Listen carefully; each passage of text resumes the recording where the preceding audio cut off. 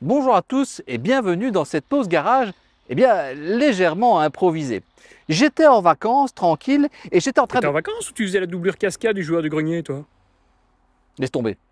Donc aujourd'hui, je me trouve au garage l'Universel, concessionnaire officiel Mazda à Awan, mais également à Herstal et Verviers, pour vous faire découvrir avec moi le tout nouveau SUV de chez Mazda, le CX-60.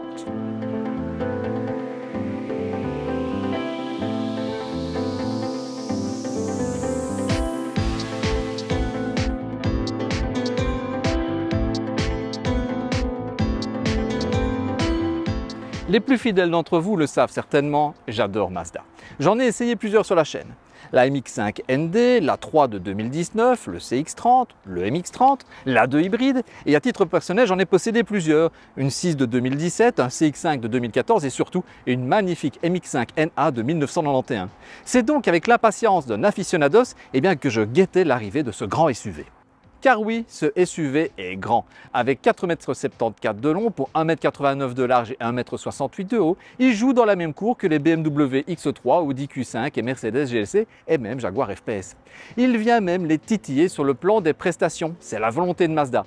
Mais ça, on le verra un peu plus tard. Au niveau du design, on a clairement affaire à une Mazda. La filiation avec le reste de la gamme est indéniable. On retrouve tout d'abord cette gigantesque calandre typique de la marque de Hiroshima, avec son style très acéré et évidé qui donne vraiment du dynamisme à tout cet avant. Et les phares avant très minces accentuent encore ce caractère dynamique. Le profil ressemble à s'y méprendre à celui du CX-5, avec ses galbes au niveau des passages de roues et cet aspect pur et lisse comme un galet pour le reste des flancs. La ressemblance est même poussée jusqu'à la forme de la Custode si typique avec cet élargissement très élégant de la garniture. Mais si on y regarde de plus près, on voit que le porte-à-faux avant est plus court et le porte-à-faux arrière est légèrement allongé. La face arrière, quant à elle, est beaucoup plus personnelle. Vraiment, toute cette partie-là est vraiment spécifique au CX-60. Il y a une filiation claire et nette avec le reste de la marque de Hiroshima, ça c'est clair. Mais le dessin des feux, par exemple, est tout à fait propre à ce modèle. Tout en étant plus imposant que le CX-5, le CX-60 arrive à donner un aspect beaucoup plus dynamique. Les designers japonais ont vraiment été très inspirés sur ce coup-là. Niveau transmission, le CX-60 est fourni de série avec les 4 roues motrices permanentes. Cela veut dire que la puissance est répartie en continu entre les essieux avant et arrière. Attention, ça ne veut pas dire pour la cause que le CX-60 est un baroudeur. Non, non, non, non. On le voit déjà notamment à sa garde au sol relativement réduite. C'est une routière avec un fort potentiel d'adhérence. Sous ce long et horizontal capot avant, on retrouve 3 motorisations, toutes disposées en position longitudinale. Ça promet de très bonnes choses pour la suite. Il y a tout d'abord un 6 cylindres en ligne essence de 3 litres, qu'on ne verra pas en encontrer malheureusement à cause des normes européennes en matière de CO2. Il y a également un autre 6 cylindres en ligne, mais cette fois-ci c'est un 3 litres 3 diesel qui devrait être disponible dans les mois à venir.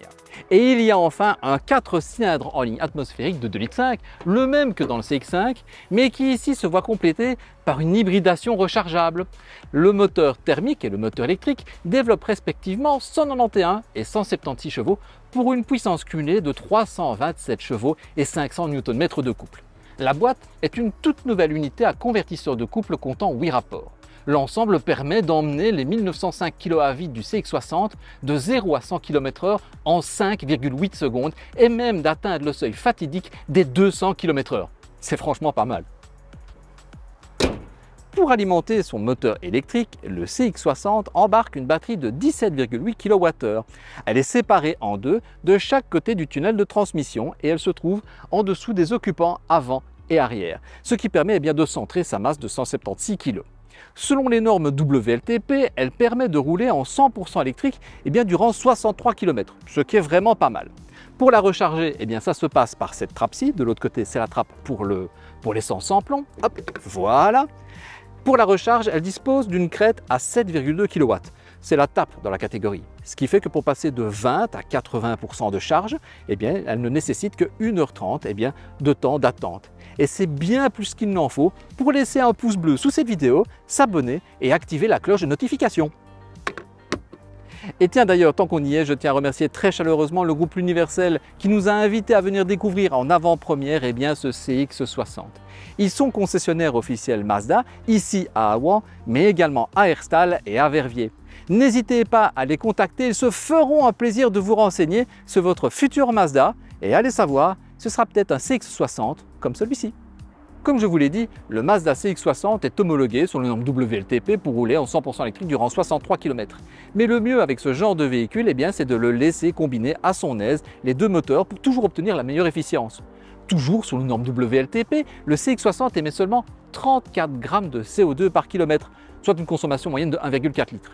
Ce sont des chiffres dont la compréhension mériterait bien une vidéo tout entière. Et ça tombe bien, car justement Fabien est en train d'en préparer une pour démêler le vrai du faux quant à cette motorisation hybride rechargeable, tant décriée et pourtant que j'apprécie tant.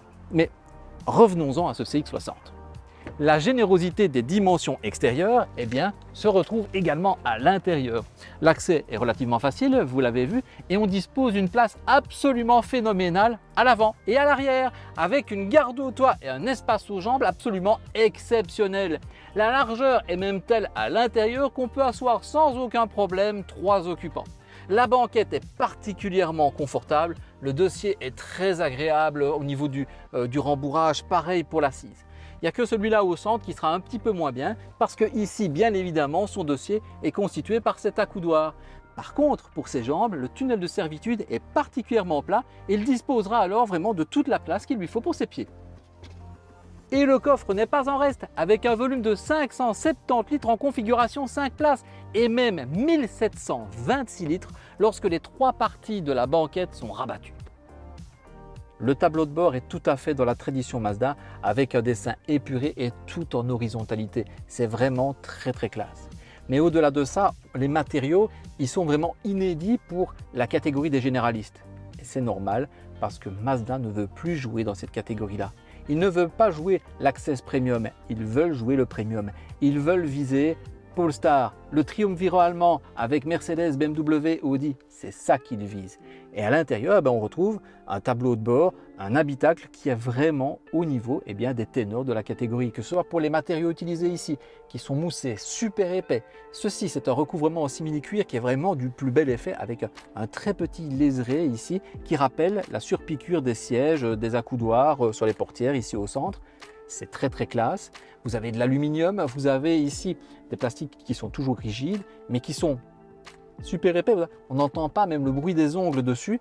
Ils sont vraiment super épais. Vous avez sur cette version-ci, qui est un intérieur noir, une garniture qui est... Est-ce que c'est de l'aluminium? Est-ce que c'est du carbone? Je ne sais pas trop. C'est très élégant en tout cas. Vraiment, l'habitacle n'a rien à envier au ténor de la catégorie. On est vraiment dans le premium. Pour ça, c'est un pari réussi de la part de Mazda. Mais pour réussir dans le premium, il faut aussi qu'il y ait d'autres choses qui soient un peu qualitatives, qui apportent des choses en plus. Et vous avez les deux très beaux écrans de 12,3 pouces qui sont face à moi. Celui devant le conducteur, il est très simple, il est lisible, il est bien lumineux. Et celui-ci est vraiment très beau aussi. Mais attention, il n'est pas tactile. Mazda a pris ce pari de toujours tout réaliser à l'aide de la molette, ce qui est très facile. Et pourquoi? Tout simplement dans le but de la sécurité routière. Si on ne peut pas agir sur son smartphone en roulant, qui est un écran, on fait la même chose sur un écran qui est fixe. On non plus, on ne va pas commencer à chipoter autour. On réagit par ceci, par la molette qui se trouve ici. Et vous avez tous des boutons qui sont dédiés au siège chauffant, ventilé, la climatisation. Vous avez tout ça ici qui se trouve là. Donc vous avez des boutons physiques en plus pour ne pas vous détourner votre attention de la route. Moi, je trouve que c'est un très bon mix. Et puis, il y a enfin les sièges qui sont extrêmement confortables. On a un rembourrage qui est très fin, c'est-à-dire qu'il soutient bien les parties qui doivent être soutenues, c'est-à-dire plutôt les bords et les extrémités, et les parties centrales, là, on a un rembourrage qui vient vraiment asseoir le dos et le fessier. On est vraiment bien, et ça ne donne envie que de faire qu'une seule chose, c'est d'aller rouler. Et c'est ce que je vous propose de faire maintenant.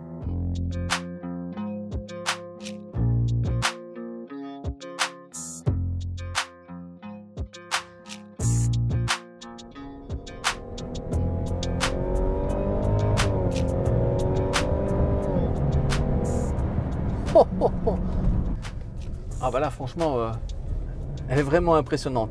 Les 327 chevaux, on les sent vraiment bien. Et le freinage, il est vraiment excellent aussi. Dans les virages, on a un véhicule où on ressent quand même la tonne 9. Il n'y a pas de suspension pilotée ici, donc on sent bien qu'il y a une tonne 9. Cependant, on sent surtout qu'il y a vraiment de l'adhérence sur les trains avant et arrière, parce que c'est une transmission intégrale permanente. Donc c'est vraiment très impressionnant en termes de conduite.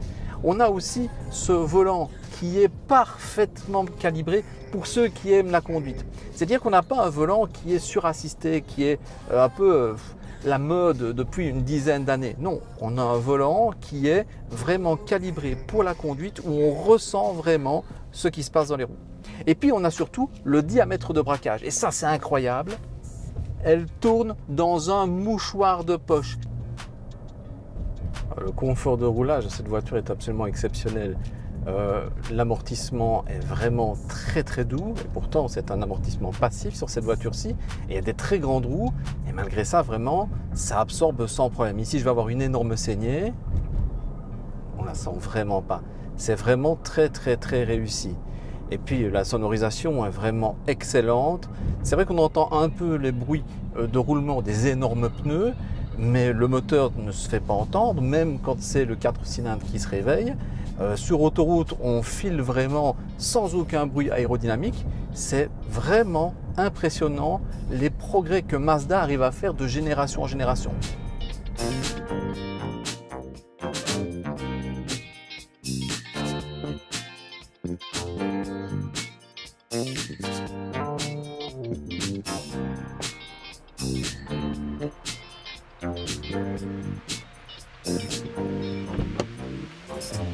Finissons le tour du propriétaire avec les tarifs.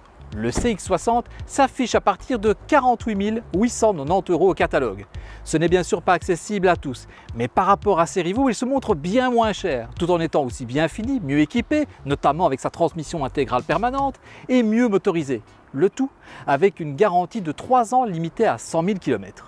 J'espère que ce bref essai vous a plu. Si c'est le cas, vous connaissez le système, le pouce, l'abonnement, la cloche de notification. Vous pouvez également suivre notre actualité sur les réseaux sociaux et sur notre site internet. Bon, c'est pas tout ça, mais moi j'ai encore des vacances dont je dois profiter. Je vous dis à très bientôt, soyez prudents sur les routes. Ciao!